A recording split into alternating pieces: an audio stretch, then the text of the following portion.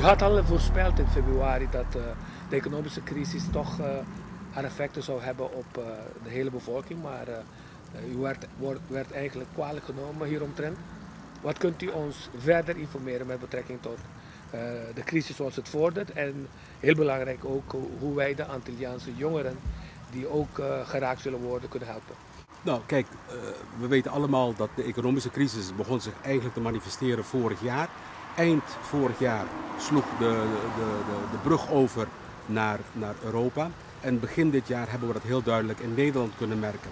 Wij zijn ervan uitgegaan dat wij onze achterban moeten informeren en op de juiste manier moeten informeren.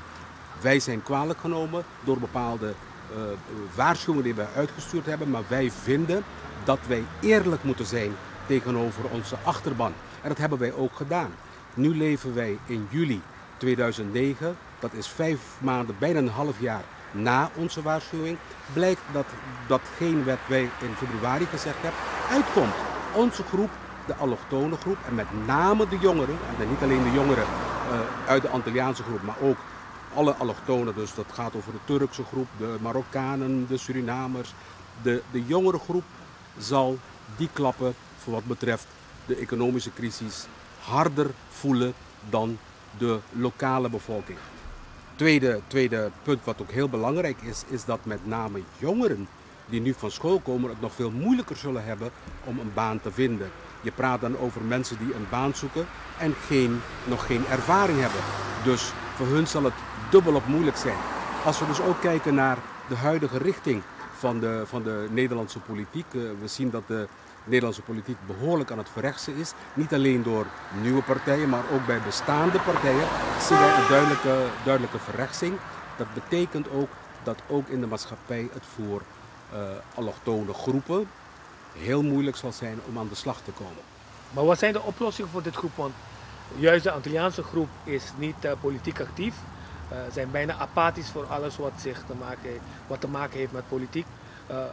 Hun stem zal niet gehoord worden. Maar wie zal voor deze groep opkomen opdat zij meegenomen worden in de nieuwe plannen die ontwikkeld worden? Op de vraag van wat de oplossing zal zijn, is voor ons heel erg moeilijk dat gelijk aan te geven. Het is moeilijk een oplossing aan te dragen en te kunnen zeggen van kijk, dit zijn de oplossingen voor de economische crisis en de aanpak van die problemen. Waar ik altijd voor zal blijven vechten, is dat we het samen moeten doen. Dat is mijn eerste uitgangspunt. Op het moment dat wij geen eenheid vormen, en dat zal u mij vaker horen zeggen, op het moment dat wij geen eenheid vormen, maar bezig zijn met versplintering en versnippering, zullen wij onze doelen nooit bereiken. Dus in eerste instantie zou ik zeggen, laten we samenkomen, alle organisaties samen. Dat is stap 1. Stap 2 is van laten wij deskundigheid gaan zoeken. En die deskundigheid kunnen wij zoeken uit onze eigen gemeenschap. En dan kunnen wij bijdragen tot op zijn minst een versoepeling van de verslechtering. Laat me dat zo uitdrukken. U bent economist. De kansen op de Antillen, die worden ook niet beter. Dus deze groep kan zowel niet in Nederland aan de bak, maar kunnen ook niet terugkeren. We moeten niet vergeten dat de Nederlandse Antillen en straks de BES en de CAS, dus Bonaire, Eustatius, Saba, Curaçao, Aruba en Sint Maarten, zijn importeconomieën. Dus die worden nog veel harder getroffen. Er wordt veel meer geïmporteerd dan dat er geëxporteerd wordt. Dus je zit altijd met een deficit. Op het moment dat je te maken hebt met een economische crisis, dat betekent dat er in grote lijnen veel minder geld te besteden is. Op het moment dat er minder geld te besteden is, zijn er ook minder banen. Het zal nog slechter worden. Wij vinden, wij moeten onze mensen waarschuwen. En dat geldt ook op Curaçao en de andere eilanden. Wij moeten de mensen de ware informatie geven. Wij zijn nog niet in het dal van de economische crisis. Er zijn zoveel voorspellingen gedaan. Iedere keer wordt er ook in Nederland gezegd van er zijn positieve geluiden, het gaat weer beter. Ik denk dat men niet eerlijk is. We zijn nog lang niet in het dal, het dieptepunt van het dal. Als ik een voorspelling zou mogen wagen, en dat is zeer gewaagd, verwacht ik niet voor eind 2010 een verbetering. En dat is op zijn vroegst. Het kan voor hetzelfde geld ook veel later zijn.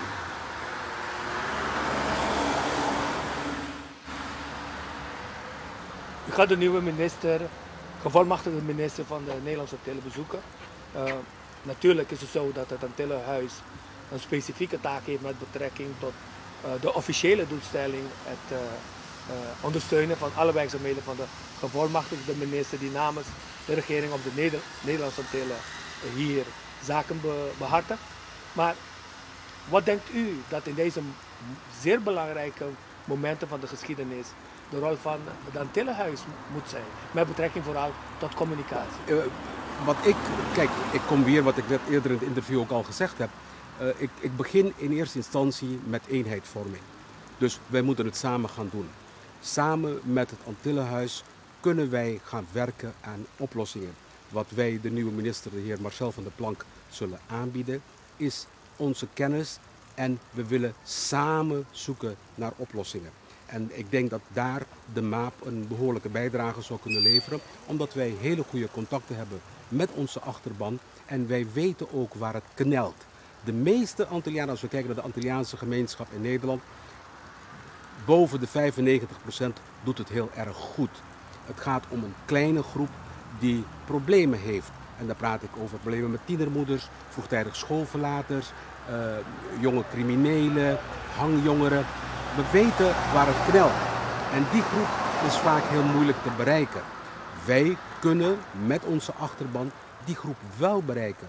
Dus wij kunnen ook goed rapporteren naar de instanties wat zich afspeelt. En dat wil ik vandaag met de nieuwe gevolmachtigde minister bespreken.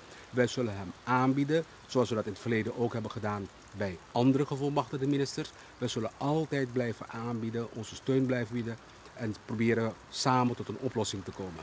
Denkt u ook dat het heel belangrijk is dat het Antillenhuis een communicatieve rol gaat moeten spelen met betrekking tot het voorlichten van de mensen, met betrekking tot de ontwikkelingen die zich nu met de veranderingen van de regeringen en veranderingen van de bestuurlijke structuur hier in Nederland moet doen? Zonder meer. Het is een verplichting als vertegenwoordiging van jouw regering op de Antillen in Nederland, dat jij jouw mensen moet informeren.